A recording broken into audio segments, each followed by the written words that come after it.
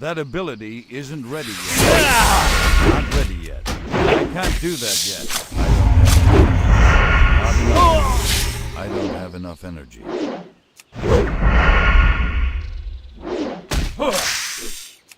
ready yet. Not enough energy. That ability isn't ready yet. I don't have enough energy.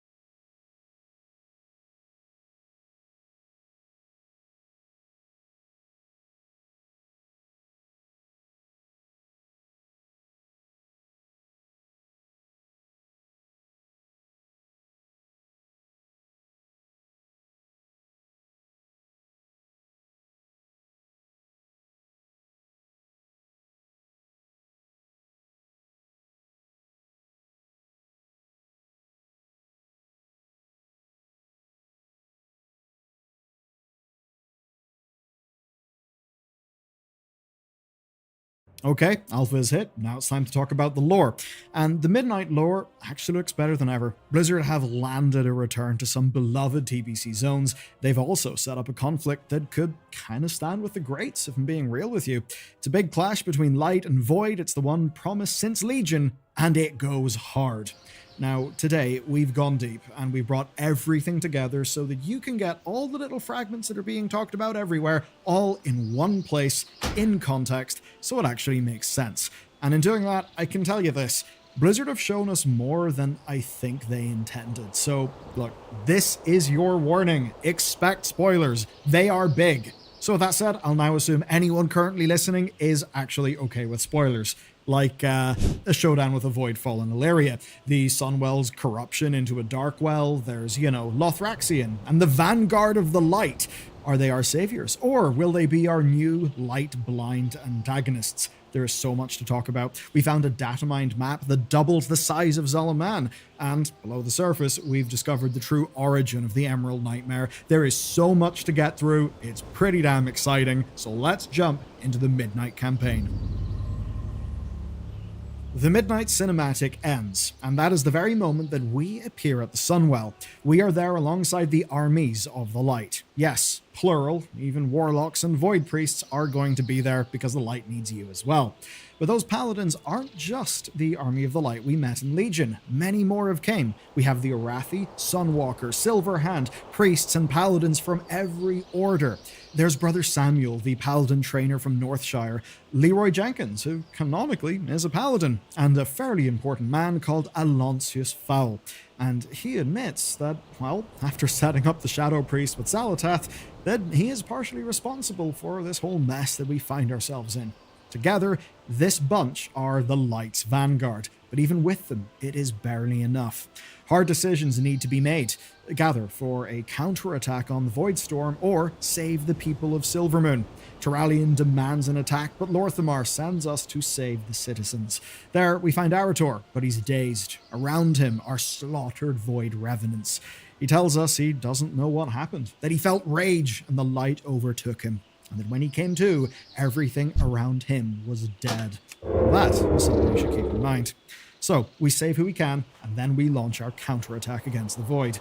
But it's not enough. We are pushed back to the Sunwell, and in a last desperate move, the gathered Lightcasters pray to the Light and Light, shoots pure energy into the Voidstorm. This works. It stops Xal'atath's forces from coming through. It's catch 22. The Paladins need to fulfill their prayer to keep the Voidstorm sealed. But meanwhile, Quel'Thalas is in ruins. So, the Voidstorm is plugged. We've given ourselves some time, but something is still wrong. Liadrin tells Turalyon that the Sunwell is older than human civilization, and that in all the time she's known it, it's never felt so aggressive. Turalyon says there's just trust the Light, play harder. But Lor'themar, always the pragmatist, is rather worried. Since the Sunwell was cleansed with the it was divided the Light spread across Quel'Thalas. They had came to call it the Light Bloom, but the Sunwell's aggressive explosion has made the Light Bloom grow out of control, and now some regions are totally engulfed, like, as an example, the Blood Dungeon. And from it, a race has appeared called the Rutani. They have one fanatical imperative. Unstoppable growth. So, with that going on, this sort of twisted mixture of light and life, suddenly it's not looking so good. And this is reflected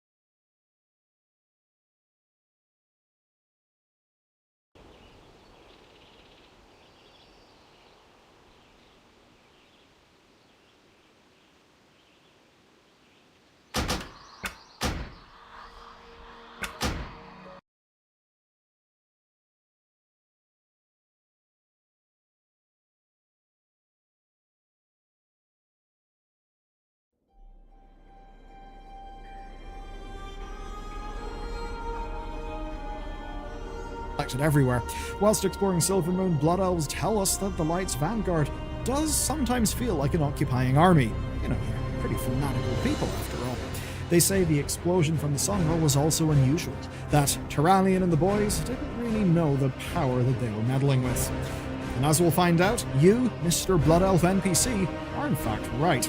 Because Turalyon throws around his weight. He demands all the resources of Silvermoon, and he reminds Lorthamar that he isn't just a guess, that he, Turalyon, is the Sunwell's savior.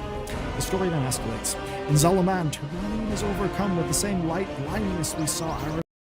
It's another day that ends with Y on Twitter, which means that a lot of people are unhappy with me. Ex-Asmon fan here. I spent 12 hours on fan art of him only for him to shit on it and completely, and McConnell had to step in and tell him to chill and thank me. This man has given zero fucks about his community for years before he went down the MAGA content hole. So this is a person, this is a tweet that has 9,000 likes, and this is the image that he made. This is the fan art that he made of me. I hurt his feelings, I did all these terrible things to him and all of that. Well, guess what my mods found? We found the actual video. Fucking forehead, like my forehead's half my face. Like, I don't even know what to say, guys. You guys are fucking insane with this. Man, I look like an idiot.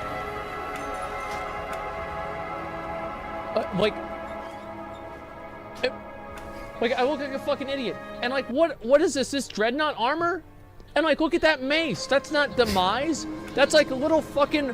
That's like a fireplace sweeper where you move around the wood. Like about 2 fireplace sweepers. This is supposed to be the Might of Minithil. Yep. The hell is this, man? God damn. Wait, you don't like it? The toilet cleaner. Well, it's just the weapons are so small. Like, I want bigger weapons. Okay, so you don't like fan art of you, no, is that what you're saying? I like it, but I want the weapons to be bigger, okay? I don't feel I don't feel adequate. Guys, Asmon does not like your efforts of fan art. He doesn't like it. I don't feel adequate. That's all. And look at my arms. Like, look how small this arm is. And this one's big and beefy. Yeah. Like, what the hell? Yeah, true. Like, yeah. Man. This thing looks great. Yeah, it looks great. Thanks a lot. Sorry, not sorry, Asmon Goblin. So this is the reason why this guy crashed out on me. He was crying over this for fucking 5 years. Are you kidding me, man? As if I wasn't getting mad at every single one of them. Completely justified. Yep, there it is. And, yeah, what a pussy. This is what happens, right? This is what happens. And it's sad for me to see people make posts like this, but it's also not very surprising. And this is evidence that art can effectively piss him off. So if anyone feels petty, I highly encourage drawing him in his full balding glory. He wants to be portrayed as a manly man with a lot of hair and there's no way these people are real, right? There's no way! How do you do this? Like, this is insane! Yeah, this is a artist classic. I don't even care. I can't believe this. You weren't even shitting on it, though. No, I wasn't.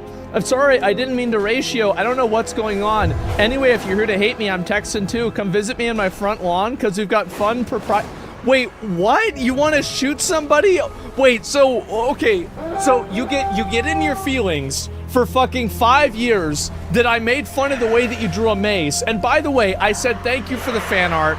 And I'm sorry, Gumi, I'm gonna let you know something. We put on a show here, all right? I hate to pull back the fourth wall and the curtain here, but I'm gonna tell you, it's very obvious that we do this in order to make things funny. I'm being mad, I'm being ridiculous, McConnell brings it in, and he's like, oh, well, calm down, it's not that bad. And this is the show. This was what we would do for years, and you didn't even understand this. You're so old that you don't even have the excuse to have had Arrested Development through COVID. You should know better than this, that we were joking around. This was it. And it was obvious. It's the wank. And and now, so you've been in your feelings about this for 5 years. For 5 years. And now you want to shoot people? Now you're trying to shoot people over this? Like, what are you doing? Oh my god. I can take his art and then, bro, I take his art and then I have AI make the mace bigger. That's what I should do. Can I do that? Can I download the photo and fucking, I'll be like fixed. Can I do this? Yeah, where's the fucking AI for this? I've got to find out a way to do it. Inviting people that are on didn't work too well for Boogie 2988. No, they didn't. It did not, absolutely. Oh man, yeah, somebody got it. Yeah, could somebody do that for me and send it to me if you've got a good one? I'll put it up, okay? And yeah, print it out. I don't know if I could do it on Grok or not. I've got to find the photo itself and look at it. And yeah, Grok can't do it. Send it back to him. Only an unhinged person would make art like that. Well, what I find to be funny is this is the kind of stuff that people like this get into, right? This is the kind of stuff that makes them mad and, you know, like gets their feelings hurt, etc. Is comments like this that I make. Ex Asmongold fan here. And it's something that's totally fucking bullshit. Totally bullshit. Oh my god. Commission a better one? No, I don't even know what to do, man. I don't. I think that having it done with AI would be this is evident. And he's responding to everybody. This happened years ago. I can only laugh at it. Then why are you trying to shoot people? Yeah, even his old mods with function brain cells left, for sure, man. Yeah, you seem like you have no life. Go find it. Oh my god, bro. This guy is in the trenches responding to every comment. What did he say? I don't remember the exact words. I'm looking for the clip, but he was specifically upset about the expression I drew because no, I wasn't upset about the expression. I was upset about the mace. You gave me a small mace. Like, you know, if you look at the hammer, all right? This is going to be a little bit of constructive criticism. You might not like this, but you're going to get it anyway, all right? So if you look at this mace right here, and then you compare it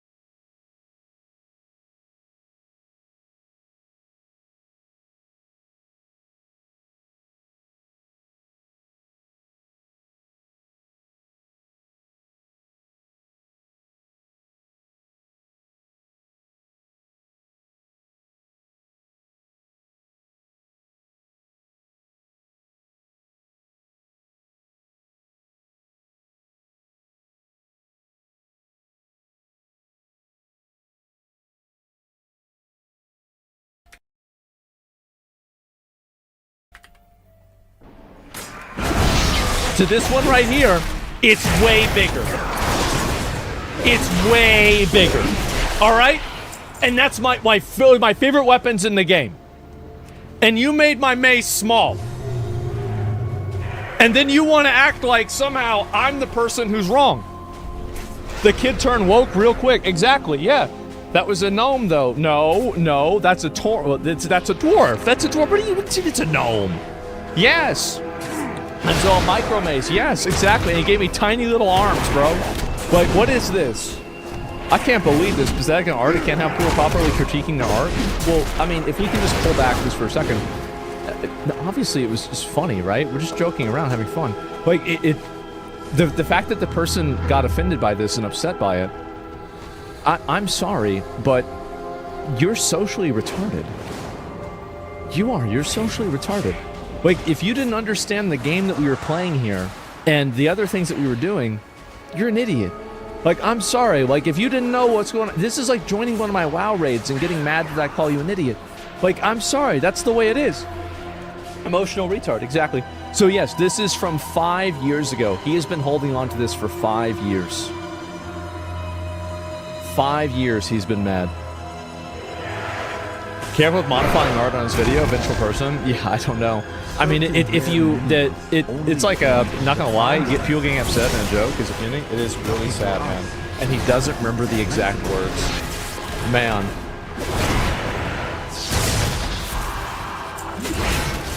His big villain origin story comes from something that didn't even happen. Man, why do people take streamers so seriously? It's very sad. I've been seeing a lot of people on Twitter that have been getting mad at me recently. I saw another one yesterday. So there was a guy right here. And yeah, let me see if I can find it. Here it is. And so anyway, this was another idiot. Asmongold getting angry at my account for, quote, always getting involved in culture shit, then not being able to find a single example has to be the most hilarious thing to happen today.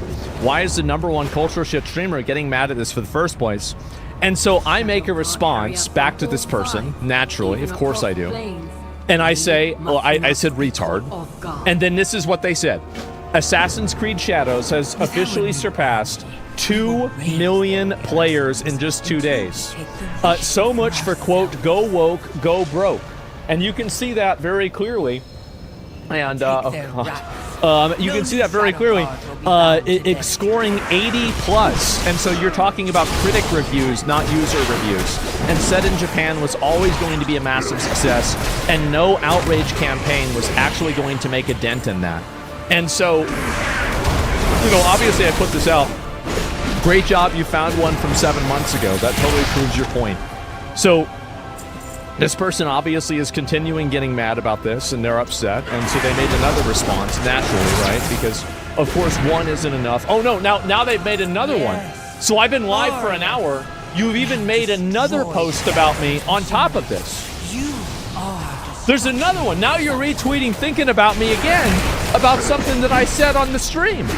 And so we have another one. Asmongold had to scroll down on my account to March to prove that I'm a culture shit. Meanwhile, the guy literally is the master of culture shit. Exactly.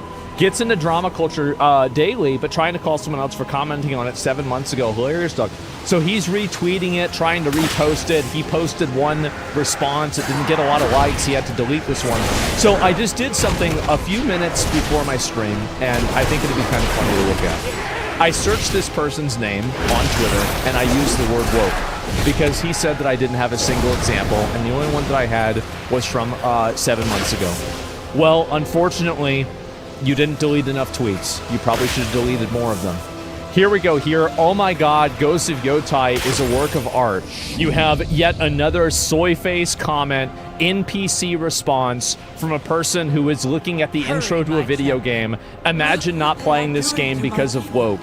GTA is woke, guys. Pack it up.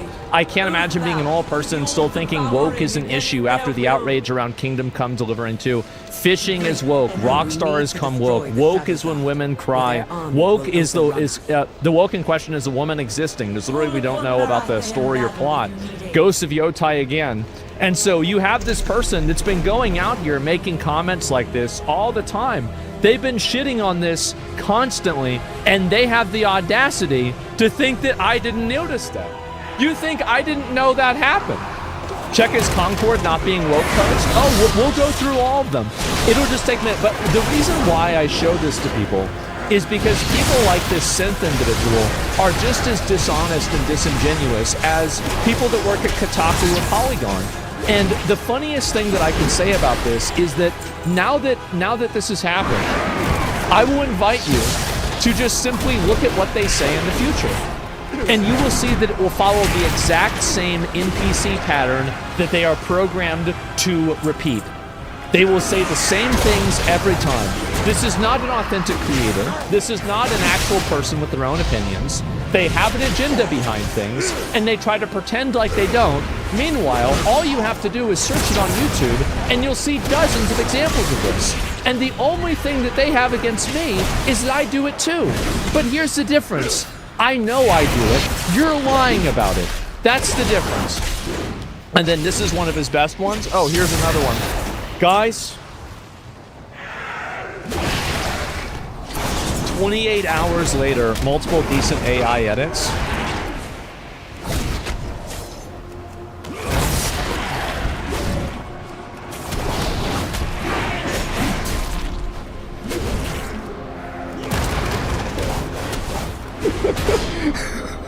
I should post this. Should I post it?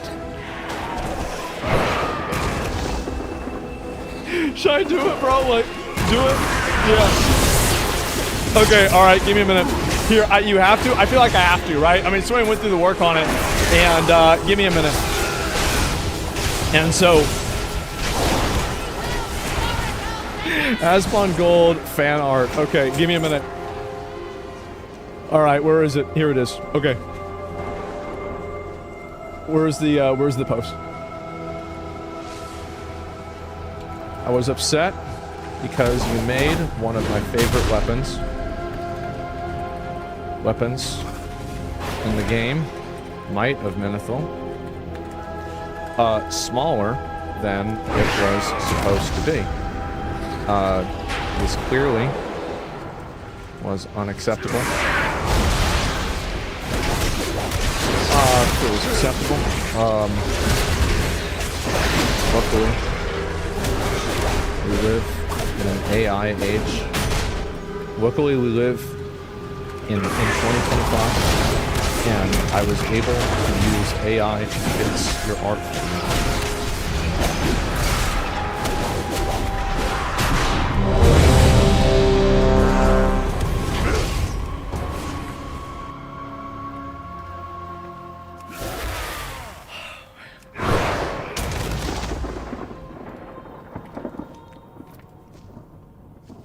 Man, should we do it to him? Should we do it to him, bro? Like, should we send him on another 5 years? Should we send him to another 5 years? Should we send this guy to another 5-year fucking, yeah. And send that shit, bro? Yeah, there it is. Just put it in a community note. Yes, exactly. Who's doing it 100%. Yes, I was upset because you made one of my favorite weapons in the game, Might of Menethil, smaller than it was supposed to be. This clearly was unacceptable.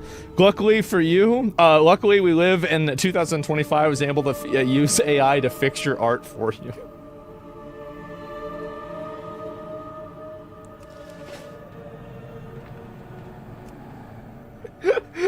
Man. Man, I really get into it, huh? Fix the face? Yeah, I guess so. And, trying to hate? Yeah, he's gonna spurg out and be so pissed. I love this shit. He's gonna lose his mind. Oh, man.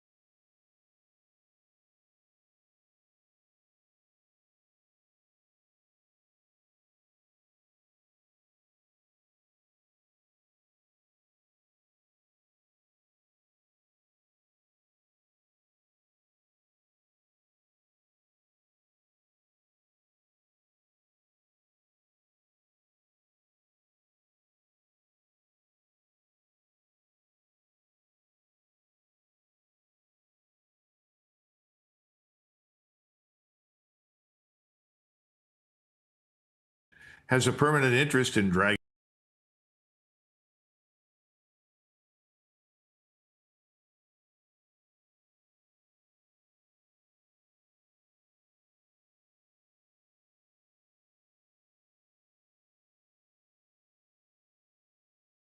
unipolarity bred hubris. It convinced Western policymakers that history had reached its endpoint, that liberal democracy and U.S. hegemony had fused into the final form of human political order. That belief, naive and self-congratulatory, became the foundation of an entire era of foreign policy mistakes. Instead of securing a stable peace in Europe, the United States chose expansion rather than treating Russia as a weakened but legitimate great power. Washington saw it as a defeated adversary to be permanently constrained. The architects of post-Cold War strategy believed the liberal order could simply be extended eastward, swallowing states that had once been Soviet satellites. In their minds, this was not imperialism, but enlightenment, the spread of freedom and democracy under American leadership.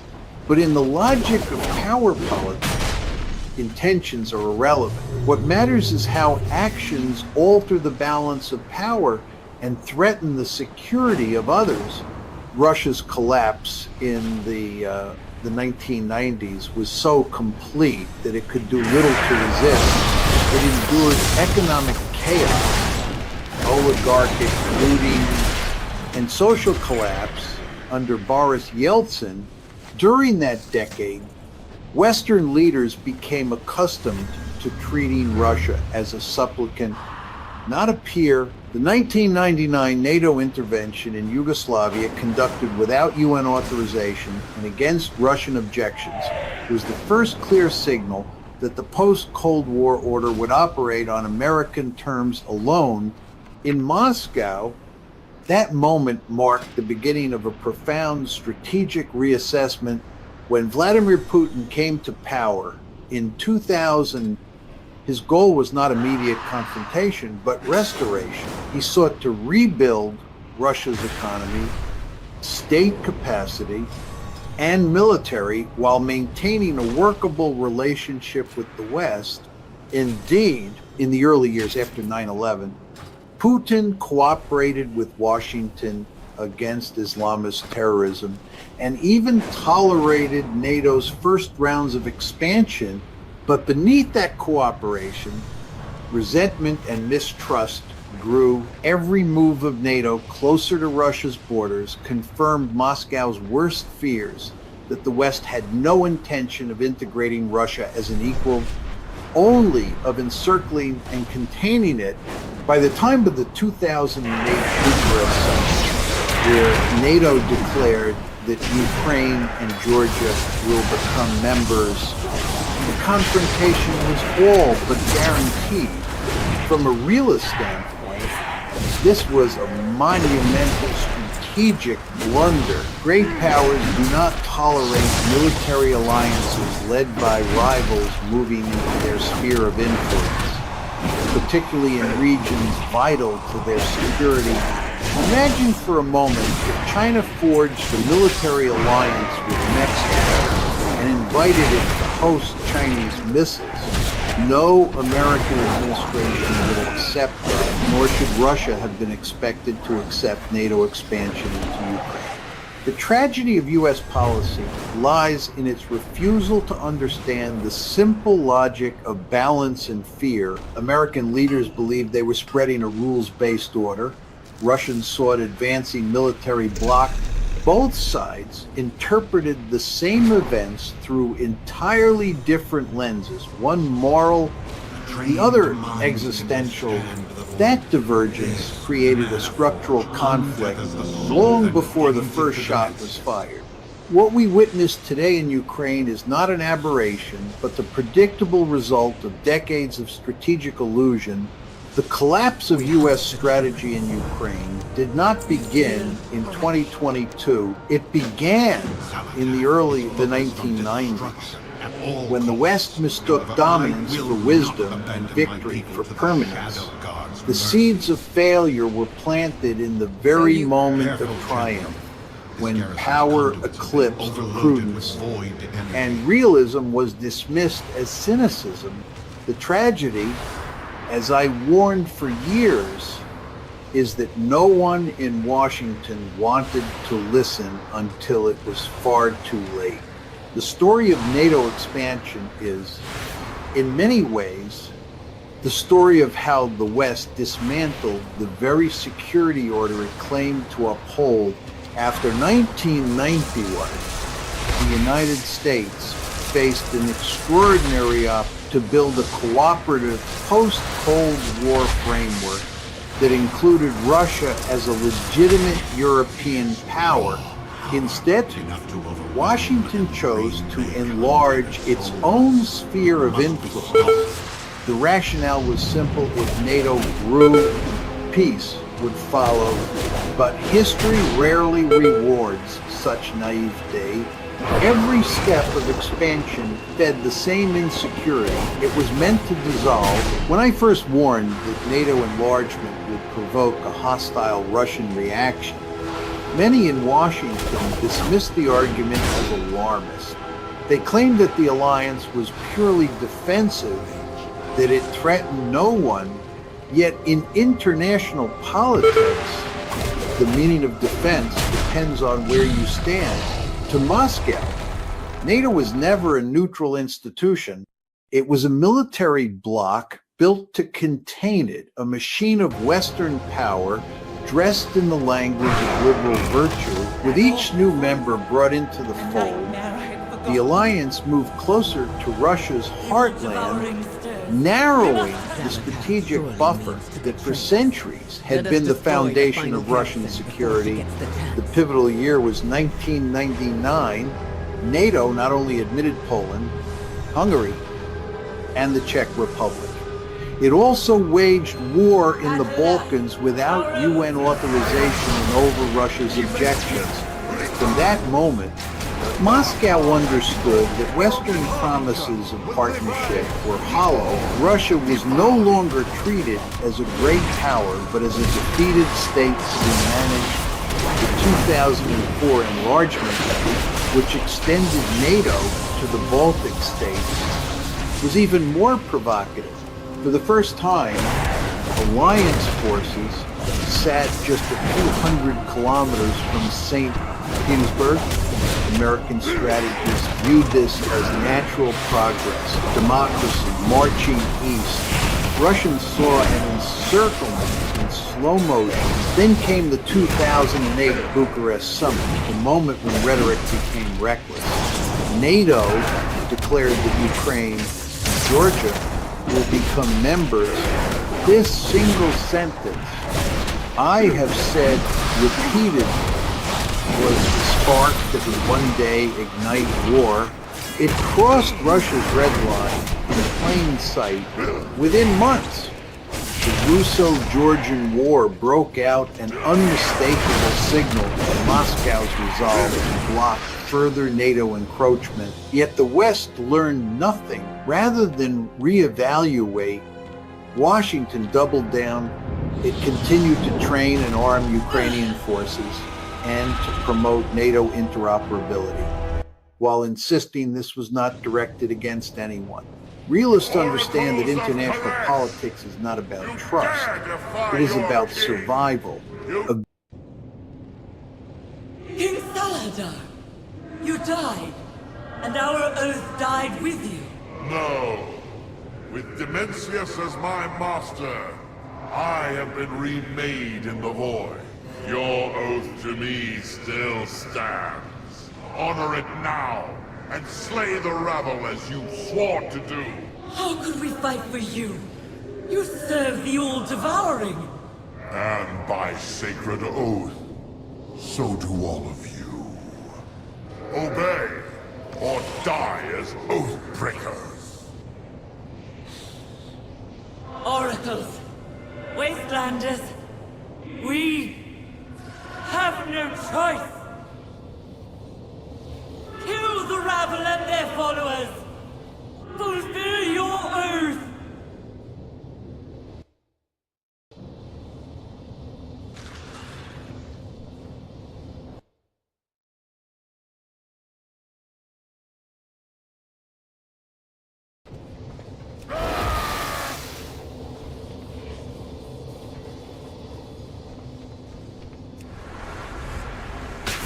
I don't care about your oaths. You don't have to betray us. We have no choice. We will not die as oath breakers!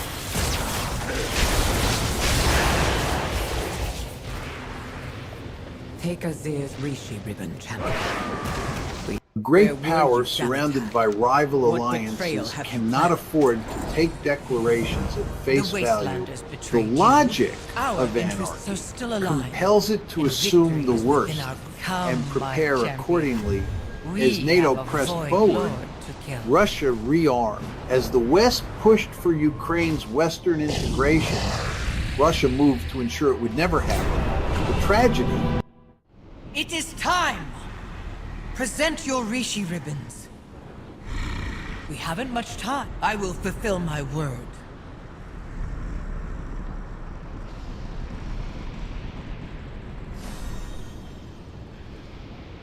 I can't. It's madness to trust her with this power. Demencius is almost upon us. I must talk to you before we cross the threshold, Windrunner. When you behold the Void Lord, you will understand. You will know why my actions were necessary.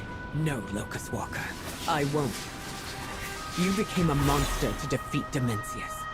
You sacrificed your world, your loved ones. I would never do that. There was no other way. That's what you keep telling me. We lied and manipulated our way to this victory because that is how she does things.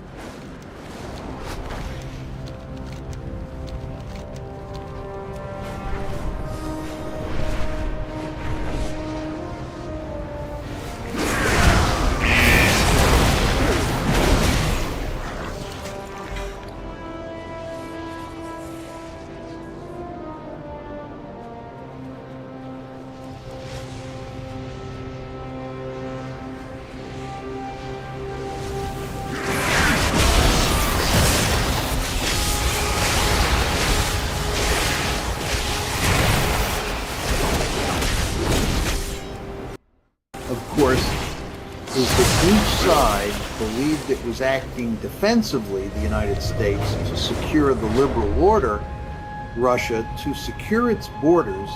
Both were trapped in the same security dilemma, but only one side recognized it. By the mid-2010 seconds, the expansion trap The had void fully devours closed. all. Washington's policy left Russia shadow god feeling will not cornered prevail. and determined to fight back, while leaving the United States and its allies blind to the consequences of their own actions.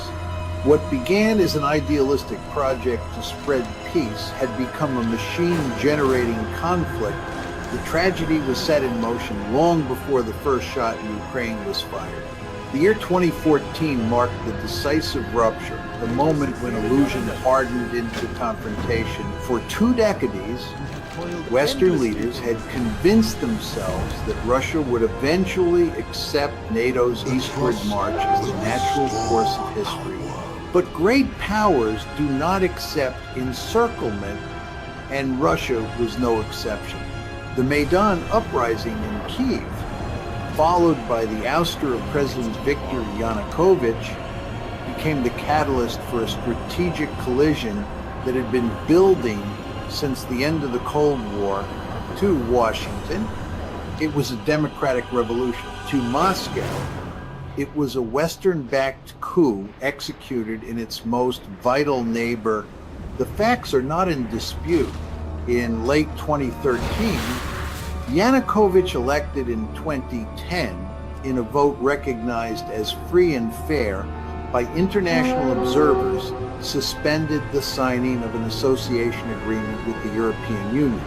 He did so under heavy pressure from Moscow, which warned that the agreement would undermine Ukraine's economic and security ties with Russia, the decision ignited mass protests in Kyiv's Maidan Square, which soon met with police violence and spiraled into chaos. Western officials, including U.S. senators and diplomats, openly appeared alongside opposition leaders, offering moral and material support. By February 2014, the fragile Ukrainian state was collapsing under the weight of both internal division and external manipulation. When Yanukovych fled Kyiv, the West celebrated a triumph of democracy, yet from a realist perspective,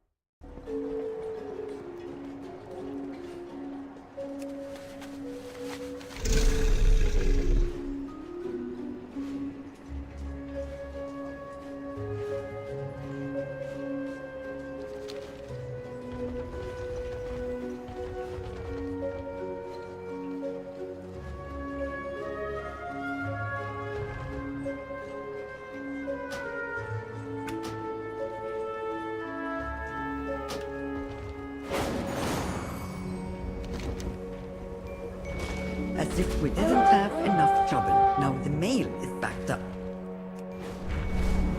That postmaster is from your world. You must know her insane sorting system.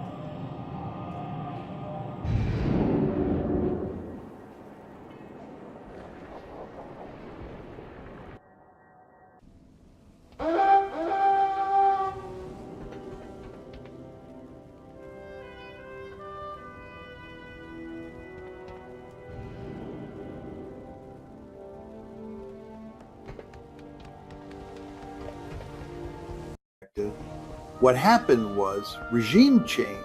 The United States and the European Union had actively supported one faction in a deeply divided society against another. Aligned with Moscow, the new interim government was immediately recognized by the West, even as it included nationalist elements openly hostile to Russia and to the Russian-speaking population of eastern Ukraine and Crimea. In Moscow, this was read not as a domestic uprising, but as the crossing of a red line, a Western-engineered coup aimed at pulling Ukraine fully into the Western camp. Putin's response was swift and calculated. Within weeks, Russian forces already stationed at Sevastopol under legal basing agreements secured control over Crimea. A referendum followed, and Moscow annexed the peninsula. The West denounced the move as aggression. Russia framed it as self-defense against NATO's advance. The deeper truth is that this was the logical consequence of 20 years of strategic blindness. The Crimean annexation was not born of expansionist ambition, but of fear, the fear of losing the Black Sea Fleet's historic base to a Western-aligned Ukraine. For a realist, this was not an ideological act, but a balance of power maneuver. The conflict then spread to the Donbass. Separatist uprisings erupted in Donetsk and Luhansk.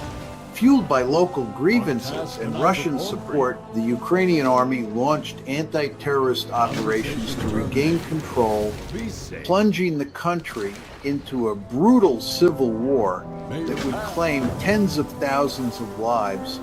The Minsk agreements, brokered in 2014 and 2015, offered a fragile framework for autonomy and a ceasefire, yet neither side treated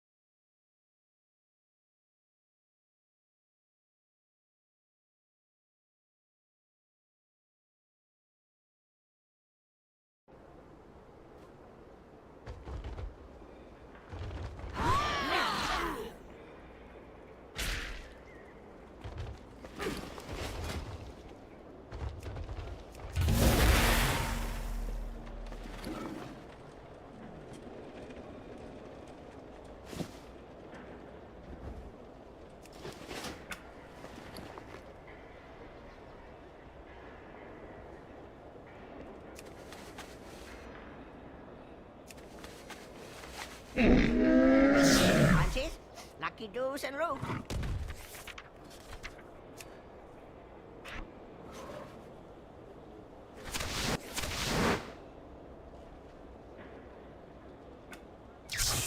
Good fortune to all friends of the Grummels.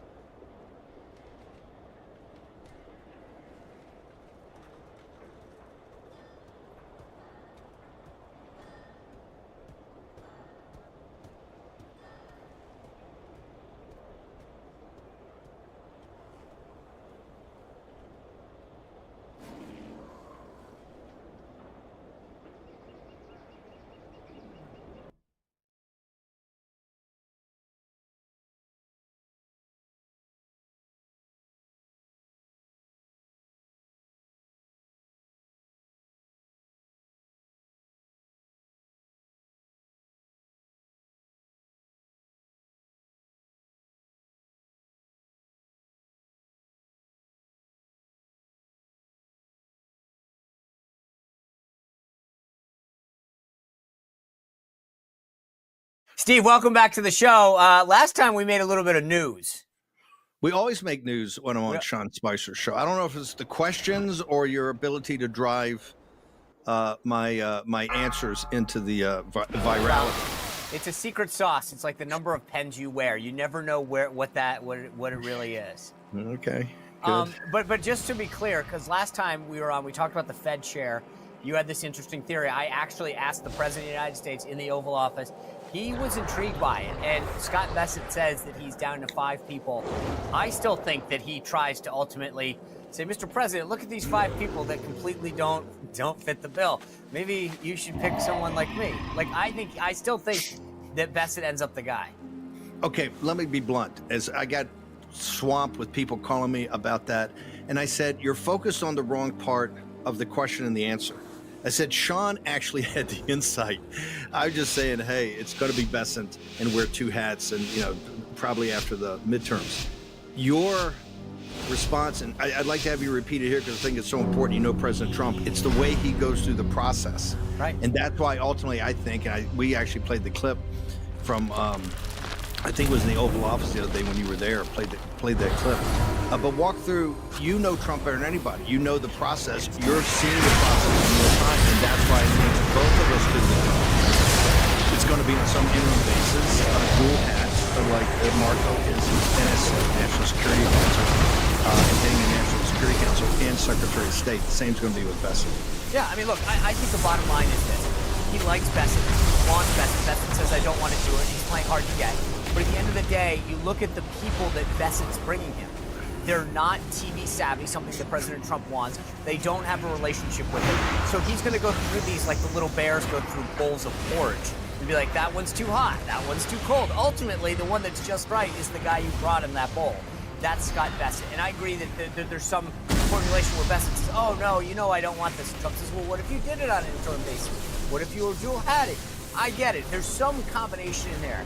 But right now, the people that Bessent's bringing him, you know, the same thing with FBI directors. He wants a relationship with that person. There's no way that that Fed chair, after everything he's being through, is someone that doesn't know him, understand his priorities. And right now, the people that are coming to him, he's like, Mr. President, this is a random dude off Facebook. Would you like him? It's like, you know, by the way, this guy can't put a sentence together. So we're not saying that Scott Bessent's being Dick Cheney on the vice president on Hunter Bush, because he's not. He's seeing broader. But I think your point is incredibly well taken, especially for your audience over the next, I would say, 72 hours to a week. Because what President Trump, he says, relationship, he wants to have someone that he's been in a situation where there's maximum pressure applied. And he likes the cut of the jib of the person in that situation. That's what I think will be Scott. And I think coming through the China, rare earth war is going to even solidify Scott in the dual-hatted role. Why do you say that? Because President Trump, when you talk about that process, it's not just like playing golf relationship. It's just not some casual relationship or knowing somebody. He wants to pick somebody in these kind of crucial jobs he's been in harness with, at least for a while. Like Marco had been his Secretary of State. Remember, they were bitter competitors, and then he got to know Marco on the campaign trail, and then in the transition, he selected him as Secretary of State, much to the surprise of everybody.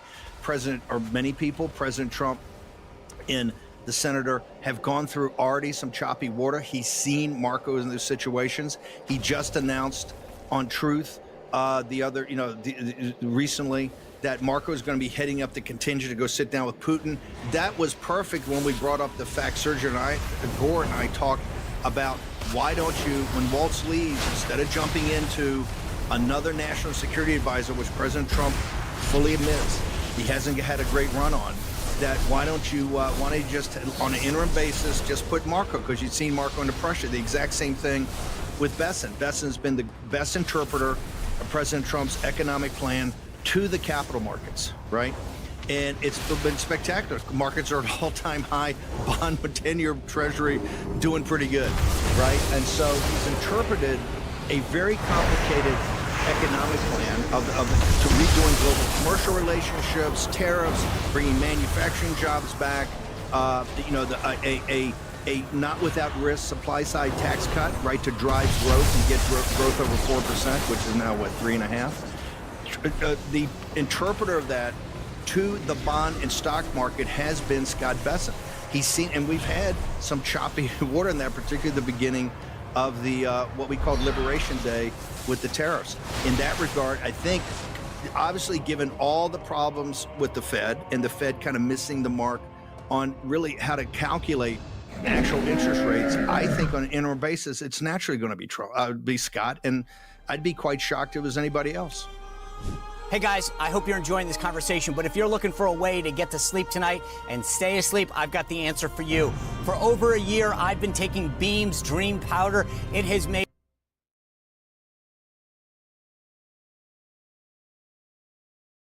this, you touched on this national security dual hatting of Marco Rubio.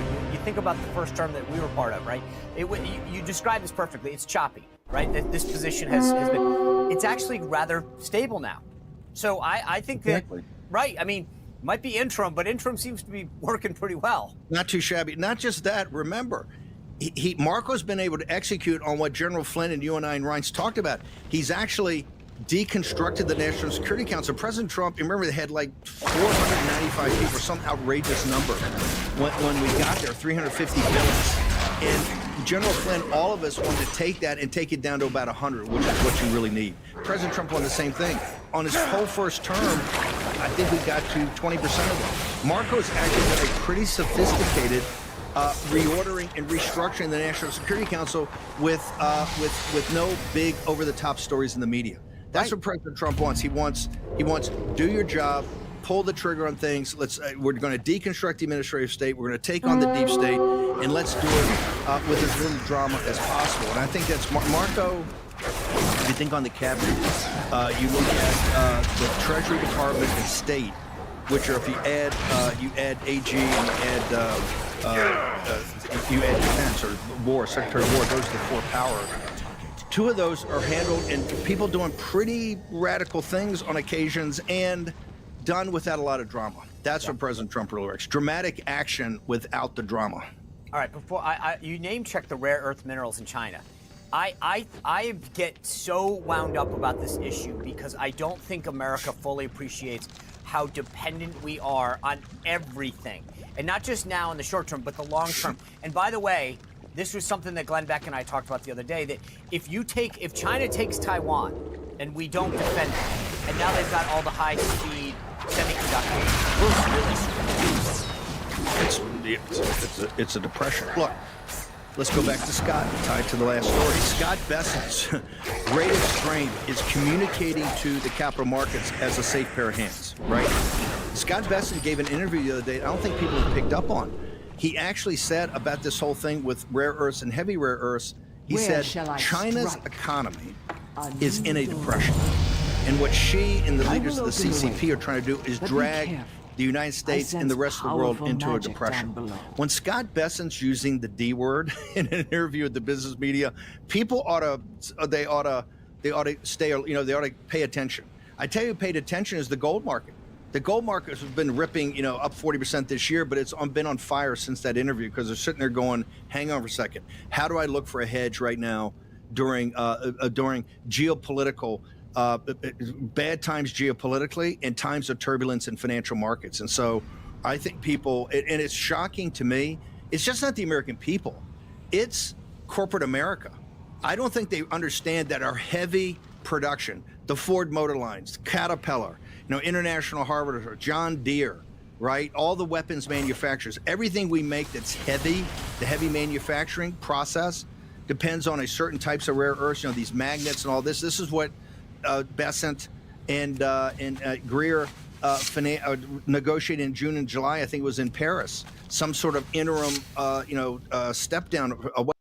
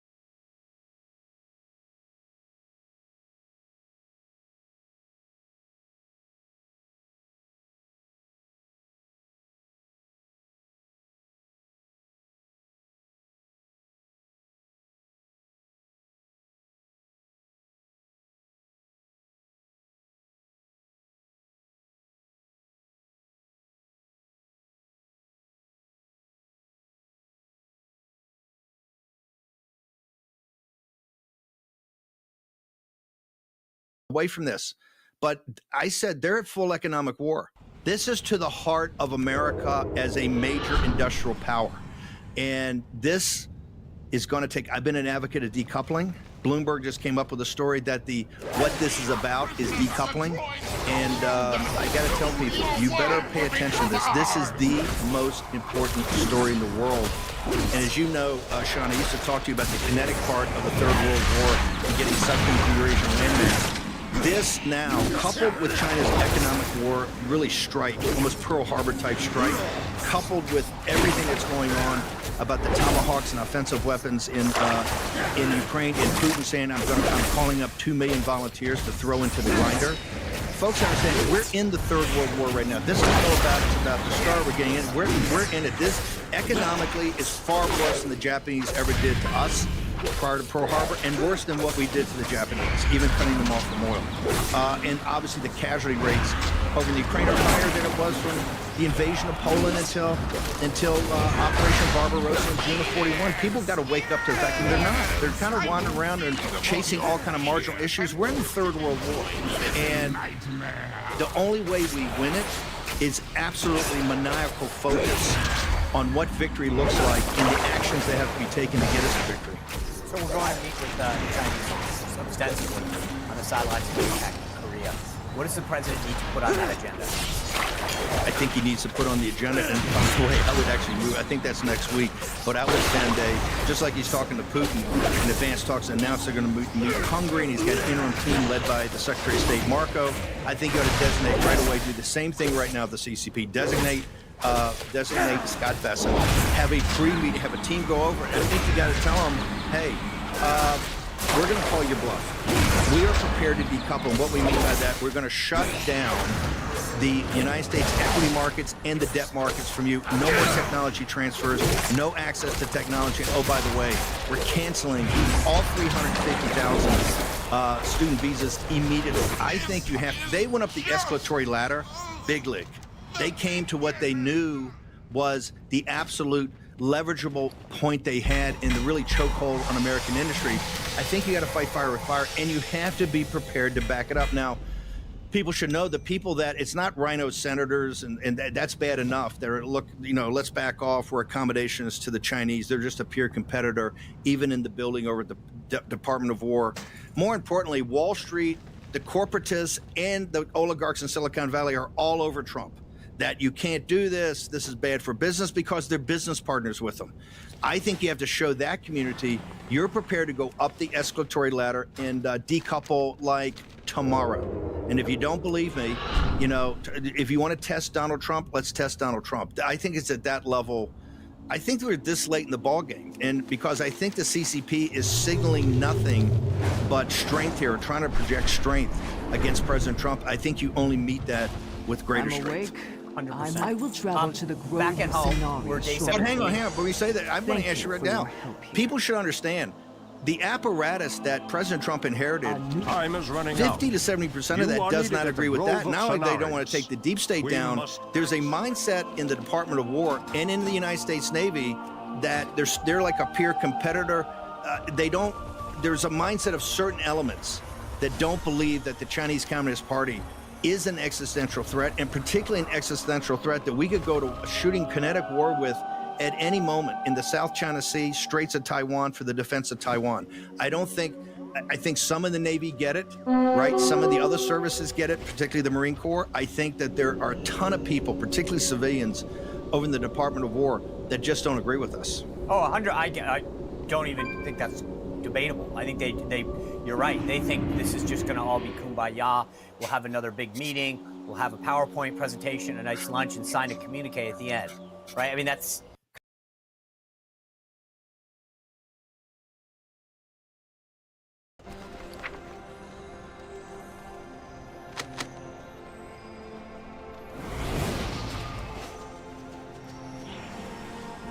We are the Arcane. Bring back knowledge.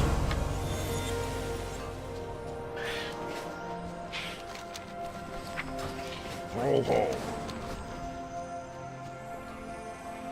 Why are you here?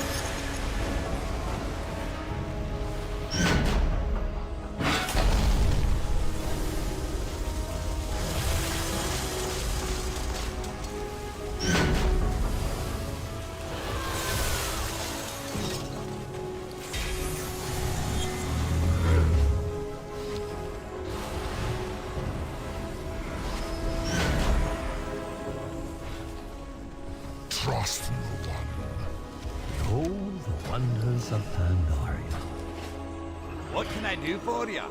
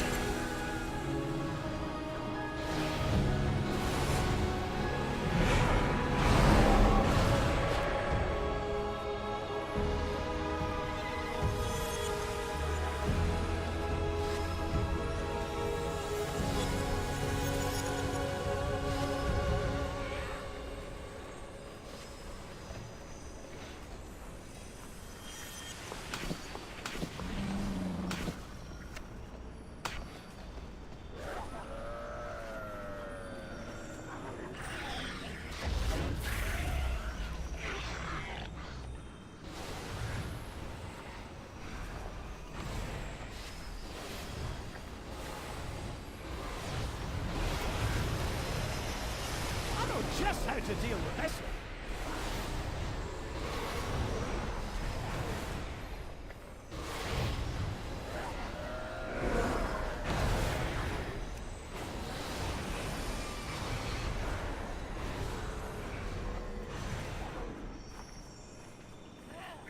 See you soon. Pleased to meet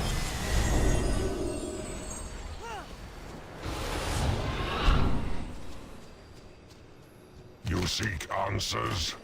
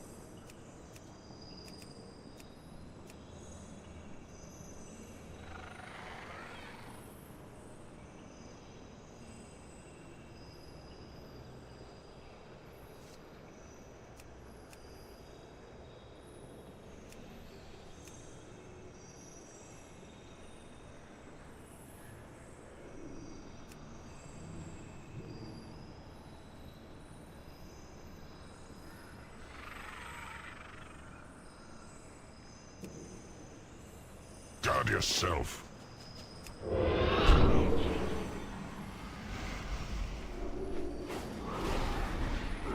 Hi.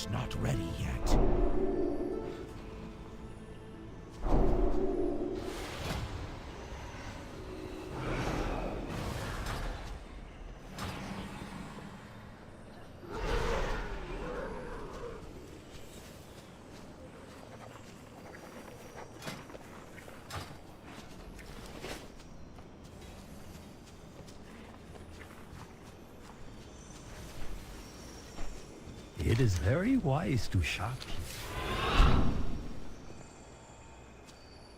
What is your purpose? Protect the truth. What do you want?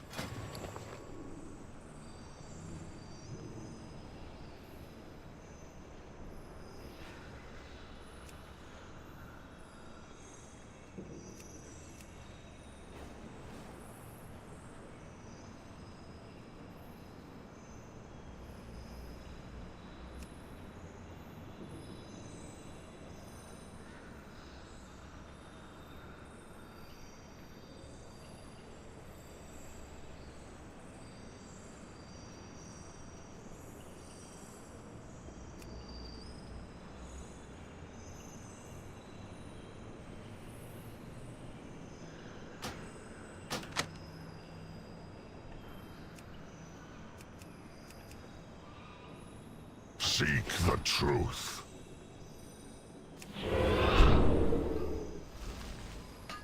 Nothing like a hot forge and a good hammer.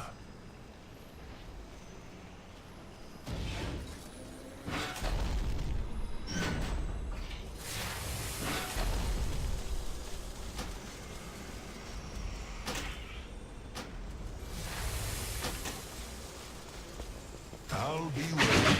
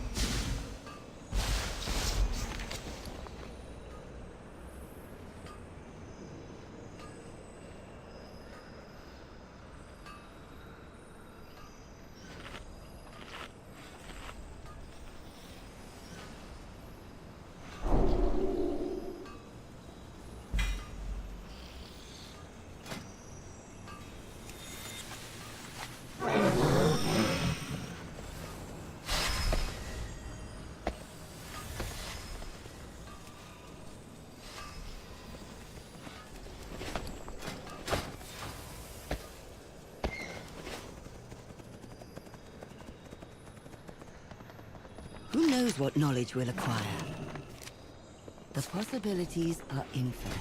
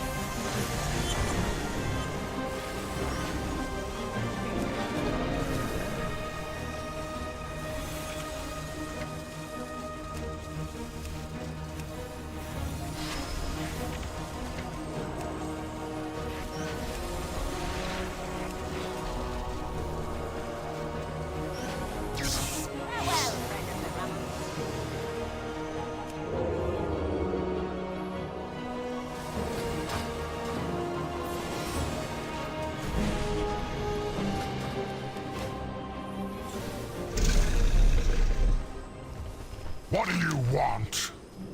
Seek the truth.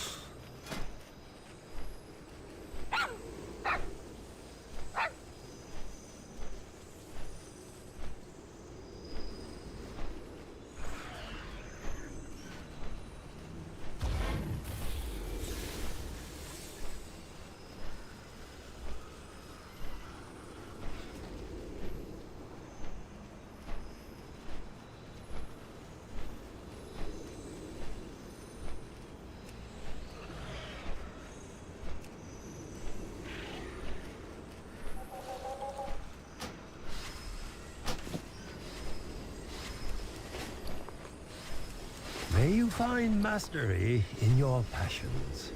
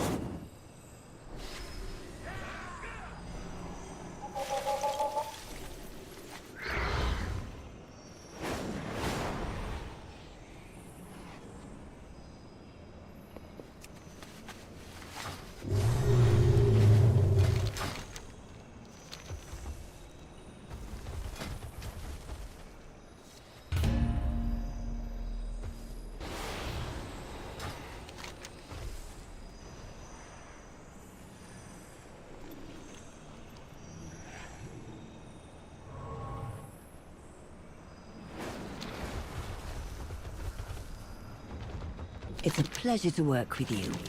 Observe all that surrounds you.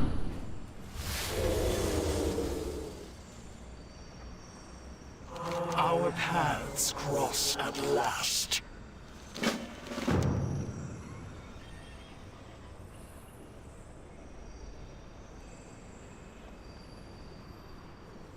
Because that's how it